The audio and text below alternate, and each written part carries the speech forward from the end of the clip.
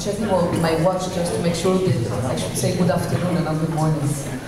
So, good afternoon, everybody. Good afternoon. So, our speaker today is a very dear friend to Avi and I. He started this group with us about a year plus ago, and there is nothing that, no job is too big or too small for him.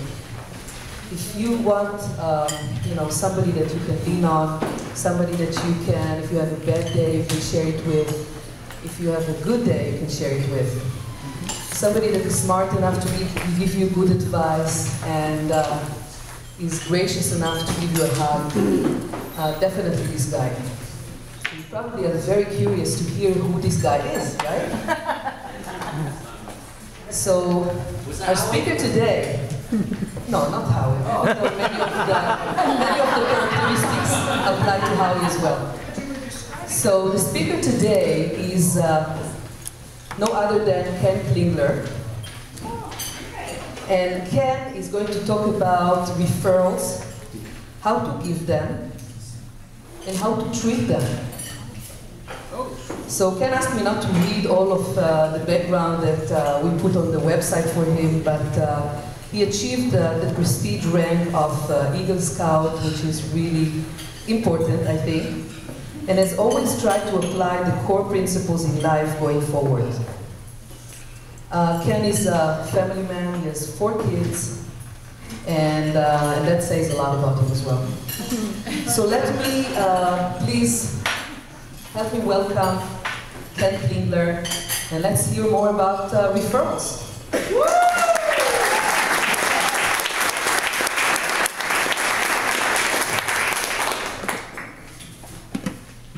All right, thank you. Wow, that was a lot more than I expected to hear. Thank you, Ayala. That's very flattering. So, one of the reasons that I wanted to kind of leave a little bit of a mystery is that I was going to talk a little bit about some of my background as to why this is an important topic to me. How many of you out there in the audience either are or know someone who is in the software engineering field? Okay, so pretty much everybody. All right, can you raise your hands again if you know one of those guys that's really outgoing and people-oriented? Right. So that's my background. I was in software engineering. And some time ago, when I stopped being in software engineering and started being in a business where referrals and people were important, I had to reinvent myself. I had to learn how to have those types of skills. Which is why I've done a great deal of reading and learning, and I feel like my time in this group has been massively changing for me from a personal development perspective. I think you all have a handout there. There's a couple of authors that have been pretty instrumental in helping me with these types of areas. And one of them, I put a quote there at the top from Bob Berg. And this is from a book that I read several years ago called Endless Referrals. And it's, all things being equal, people will do business with and refer business to those people that they know, like, and trust. Now, does that sound familiar to any of you guys? Maybe there's a reason we're in this group, right? Another author that's been pretty instrumental is Malcolm Gladwell. In his book, The Tipping Point, he describes several types of people that are influential in making big changes. And one of the types of people that he describes are connectors. And connectors are basically people that find two things that need to be connected and put them together, right? Whether that's two people, or a person to a group, or an idea to an implementer, those types of things. And so those authors have really been instrumental, and I really recommend that you pick up everything that they have and read it, because we know leaders are readers, right? Now, my topic today is referrals, and I may ask, let's ask, how many of you work in a business where referrals are an important part of your concept? Yeah, that's everybody. And the ones that didn't raise their hands just don't know it yet. Right? But they're important. So one of the questions that you can ask yourself is, why do referrals work so well, right? And there's a few reasons that that's true. Basically, a referral is someone where you've established a mutual need that they have and been able to connect them with some source that has the solution for their need. That's an important part of it. You're doing the work of finding the solution for their problem for them. And that helps your contact. Now, let me define some terms here, because the word referral is very kind of generic and can refer to the person you're referring, it can refer to the process of referring, it can refer to the fact that you're referring them. So I'm going to talk about your contact as the person that has the need, and then I'm going to try and use the word your business connection as the person being referred to make things a little bit clearer, right? So when you've made that connection for someone, you're doing a lot of work for them. You're helping them find a solution, and it isn't always necessarily the one they're going to go with, but you've helped them in a way. One of the other reasons that referrals work so well is that it happens because of a transfer of the trust that you have with both of those parties to each other. Right? I know my business connection well, and I know that he offers a solution. And I know my contact well, and I know what he needs. And those two levels of trust now sort of automatically get built between the two receiving parties without them having to spend the time to do that. So you are spending your own credibility and your trust and your reputation to offer that as a connection between these two other people that don't necessarily know each other. It also has a sense of community, right? People like to belong to the in-group. They like to be a part of something bigger than themselves. And when you can offer a connection from a group that you are a part of, that you have a strong connection with, people value that more than, well, I looked in the yellow pages and I found this guy. He wanted a dentist, so I just found the first one on the list, right? That's not as powerful. And then the other thing that referrals do is they offer everyone sort of a safety net because they're based on reputation, right? When I refer someone to speak to someone for a solution, I am betting my own reputation that that connection is going to provide a good service for my contact, right? And if it doesn't happen that way, it affects that reputation. I'll talk about that a little bit later. That's one of the things I'm going to talk about a little bit towards the end. So, how do you identify a good referral for someone? One of the things that I often do is I think about who is being served when I make that connection. Right? If you're making a referral to someone because there's a referral fee, or because you want some benefit to occur because of that referral, that might not be a great referral for either party. If you're serving someone because you've established that there's a mutual need, that there is a connection that will have value to both of the other parties, that's probably a great referral, right? If you're making a referral because you belong to a group where you have a quota for referrals, and that has to be one of your 3 for the week or something, that might be a good referral, but it also might not be if you're just struggling for somebody to throw under the bus to refer to your guy, right? Just different things to think about. Does the solution you're referring actually fit the need that you're referring? Right? How well do you know that person whose solution you're offering? Do you understand what it is that they're providing well enough? Do you actually know them well enough to know that they're going to provide great service for your contact? And then often another thing to think about is, has your business connection done a good enough job of narrowing down who it is they're really looking for, right? And this is something that we're going to think about from the other direction as well, because all of us are looking for referrals. Obviously, you all raised your hands, right? And so being able to provide someone with a very good description of who is a great referral for you is the flip side of that. So, one of the things that that helps with that process is being able to understand that a very narrow niche is important when you're talking about, you know, what's the best target audience for me, or what's the best market? Who is my customer? Right?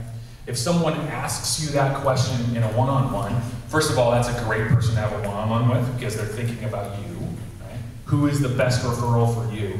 But you better have the right answer. Right? If you haven't really narrowed that down and thought about it, you should spend some time, think about it. And when that question comes up, and your product or service or widget, we'll call it a widget, your widget is the best thing in the world for everyone in the world, people's first inclination is, well, my widget is awesome for everybody. You could tell them every one of your connections about my widget and they would all love it, right? That sounds great, right? The problem with that is when you tell that person, my widget is awesome for everyone you know, their mind goes completely blank because they can't think about everyone they know at one time, right? You need to be able to narrow that description down to the point where they can think of 4 people, 5 people maximum, because they'll actually be able to picture them, think of their names, decide whether that solution really is for them, and you may actually get a referral if you narrow it down that tight, right? So some of the homework for you guys, if you haven't done this already, because I suspect a lot of you have, is identify 1 or more very tightly focused client targets, so that when someone asks you that question, you can give them one of them, right? And it sometimes goes against the grain because, gosh, my widget is awesome for everybody in the world, and I want every referral possible. But it is important to tighten it down. So another important thing is that you get referrals by giving referrals. We talk about the concept of paying it forward here, right? And Avi at the end of our meeting is going to talk about paying it forward to someone in this room, making a connection for them, giving a referral for their business, doing something for someone else. And a great way to train your connections, how to give referrals correctly, is to show them by doing it right yourself. Right? Now, I made a reference to how referrals are a reputation and a trust and a credibility concept. And this is great because those are fantastic feelings that allow for a great connection to be made for people. But we have to think about the long-term impact to our own reputation as a result of referrals that we get. When you make a referral to someone and that referral goes incredibly well, the service or product is provided, the client is happy with the price, and everyone is hunky-dory, that has a great impact on your reputation and your connection with all parties. And it enhances the connection between those 2 other people as well. They may refer more business to that business. They may start to refer business back to you as a result of having had business referred to them. It has an overall glowing positive effect. But the flip side of that is when things go horribly wrong. The customer freaks out or doesn't pay for their solution, or the business ignores them, provides a bad solution or provides no solution, or they just clash.